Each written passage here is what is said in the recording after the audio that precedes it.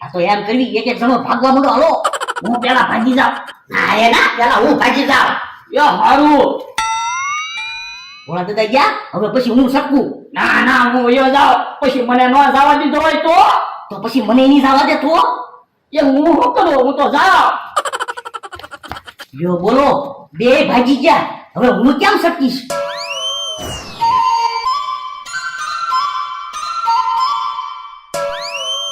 હા હારું છું હોટલ ની બહાર તો આવી આવ્યો